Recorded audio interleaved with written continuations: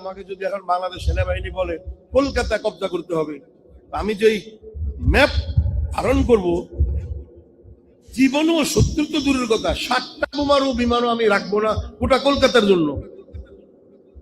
সেখানে আমি কি করব?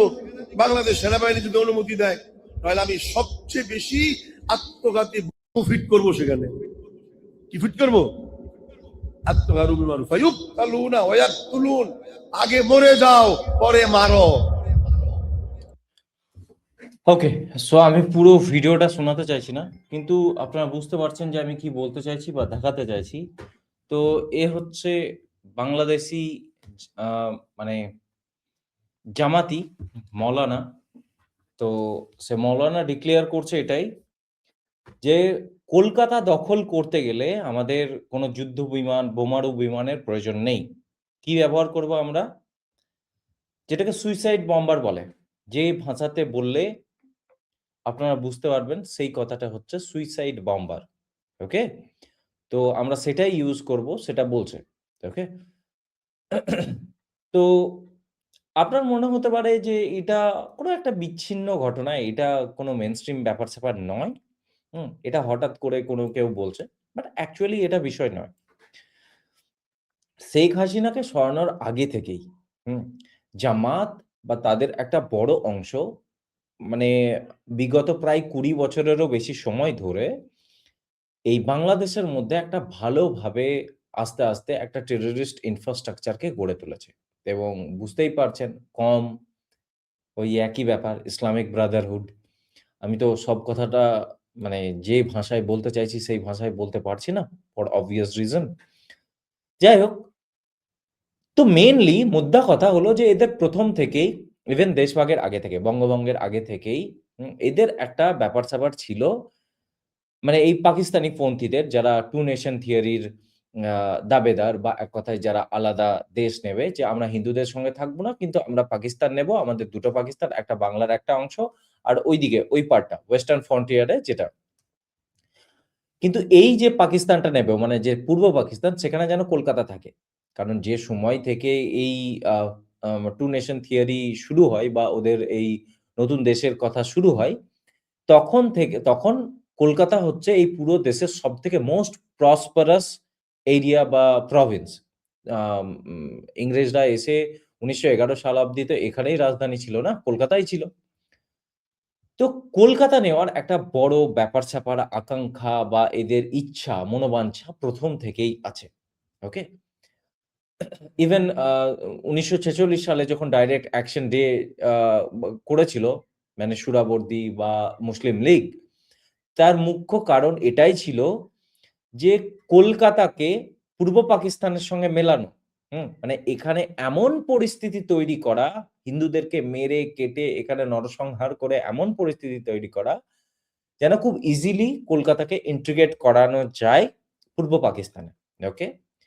এবার আমি যদি রিসেন্ট মানে ইয়েতে ফিরি, মানে টাইমে ফিরি, আপনাদের হয়তো মনে আছে যে অপারেশন সিন্দুরের পর পাকিস্তানি আর্মি চিফ আসিম মুনির টু নেশন আ আ মা সরি ওর আগে, মানে অপারেশন সিন্দুরের আগে টু নেশন ইয়ের কথা বলেছিল।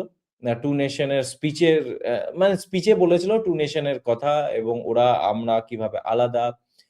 তারপরে যখন ওই ইয়েতে হলো, আমাদের আম কাশ্মীরে ওই হত্যাকাণ্ডের ব্যাপার হলো, যেখানে ২৬ জন আমাদের হিন্দুকে ধর্ম দেখে গুলি মারা হলো। তারপরে তার মানে প্রত্যুত্তরে আমরা পুলওয়ামা বলছি, আমরা অপারেশন সিন্দুর করলাম। অপারেশন সিন্দুরের পরও পাকিস্তানি ডিজিআইএসপিআর এবং পাকিস্তানি আর্মি চিফ আসিম মুনির তরফ থেকে এটা জানানো হয়েছিল যে পরের বার উইল স্ট্রাইক ডিপার উইদিন ইন্ডিয়া, এবং স্টার্টিং ফ্রম ইস্ট বলেছিল যে অপারেশন সিন্দুরের পর যে আমরা ইস্ট থেকে, মানে পূর্ব দিক থেকে এবার অ্যাটাক করব এবং ভারতের ভিতরে ঢুকে অ্যাটাক করব। পূর্ব দিক থেকে মানে কোথায়? পূর্ব দিক থেকে বলতে উত্তর পূর্বের আমাদের ৭ টি রাজ্য আছে, এবং তাদের মধ্যে সবথেকে, মানে তাদের নিচে যদি সবথেকে বড় রাজ্য দেখেন, যার সঙ্গে বাংলাদেশ, মানে ওদের হিসাবে পূর্ব পাকিস্তান সবথেকে বড় বর্ডার শেয়ার করে, সেটা হচ্ছে পশ্চিমবঙ্গ। পশ্চিমবঙ্গ বাংলাদেশের সঙ্গে, মানে আমাদের দেশের টোটাল আমরা বর্ডার শেয়ার করি প্রায় ৪২০০ কিলোমিটার, তার মধ্যে ২২০০ কিলোমিটার শুধু পশ্চিমবঙ্গের সঙ্গেই আছে বাংলাদেশে।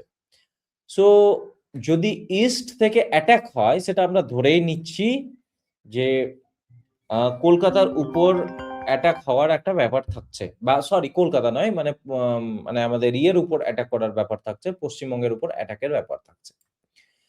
এটা দেখুন ১১ই ডিসেম্বর ২০২৫ এর খবর, মানে জাস্ট ২ মাস আগের খবর, যেখানে আমরা দেখতে পাচ্ছি জেইএম মানে Jaish e Mohammad, LET Lashkar e Taiba plotting a attack in India, ইন্ডিয়ার বিরুদ্ধে প্লটিং করার চেষ্টা করছে।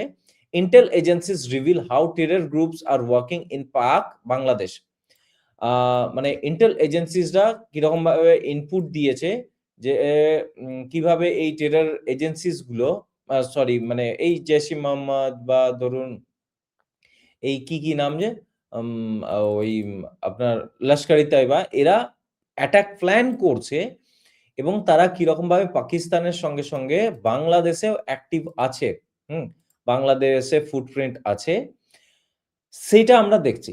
এবং বাংলাদেশের রেজিম চেঞ্জের পর, মানে শেখ হাসিনাকে সরানোর পর যেভাবে ওখানে জেল থেকে যে সমস্ত মানে জিহাদিগুলো ছিল, সেই জিহাদিদেরকে মানে মুক্ত করে দেওয়া হয়েছে এবং তারা অ্যাক্টিভলি ইন্ডিয়ার বিরুদ্ধে প্লটিং করার জন্য এবং এখানে ওদের যে স্লিপার সেল আছে তাদেরকে অ্যাক্টিভ করা এবং ভারতের মধ্যে ডিপ স্ট্রাইক করা এবং টেররিস্ট অ্যাটাক করার ইয়ে করছে, সেটা আমরা বুঝতে পারছি। আমরা জানি যে ডিসেম্বর মাসের দিকে ওখানে জৈশ ই মোহাম্মদ এবং লস্কর ই তৈবার জঙ্গিরা এসে ভিজিট করেছিল।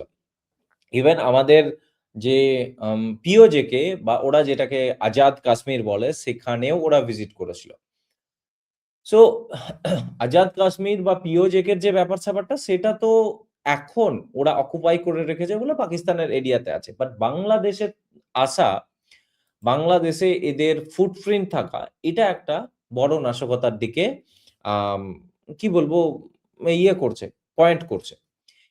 এবার এই পয়েন্টের পরিপ্রেক্ষিতেই যখন আমরা এটা শুনছি বা দেখছি, তখন ওরা যখন এটা বলছে যে বা মানে কলকাতা দখল করার জন্য আমাদের কোনো যুদ্ধ বিমানের প্রয়োজন নেই।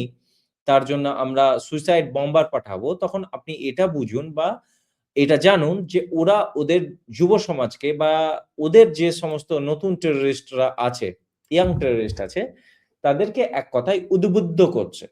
ঠিক আছে?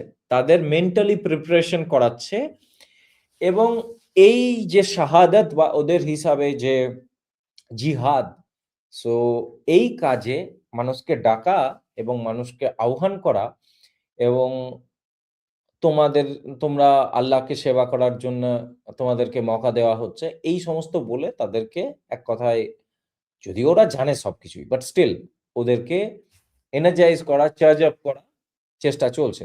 এবং এখান থেকে আপনি একটা জিনিস খুব ক্লিয়ারলি দেখতে পাচ্ছেন যে প্লটিং তো চলে ভারতের বিরুদ্ধে ঠিকই।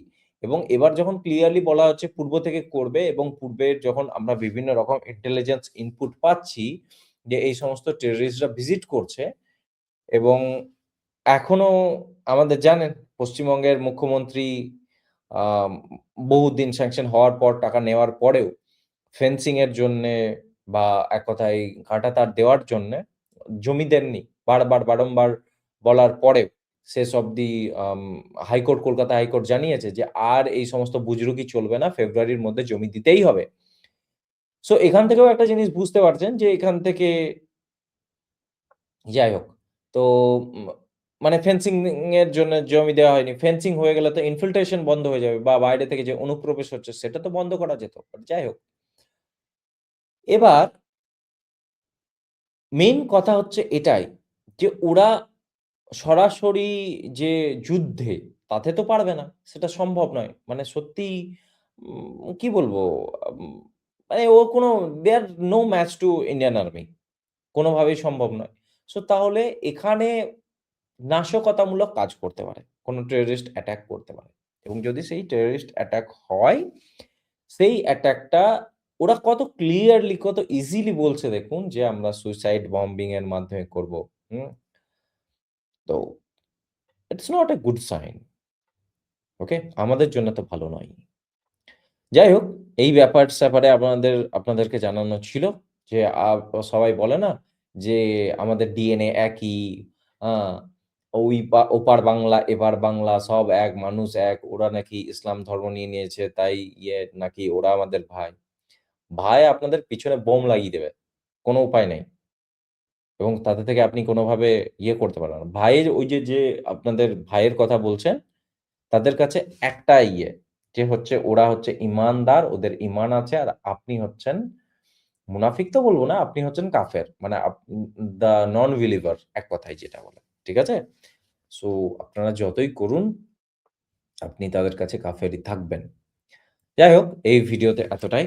ভালো থাকবেন। জয় হিন্দ, জয় ভারত, জয় শ্রীকৃষ্ণ।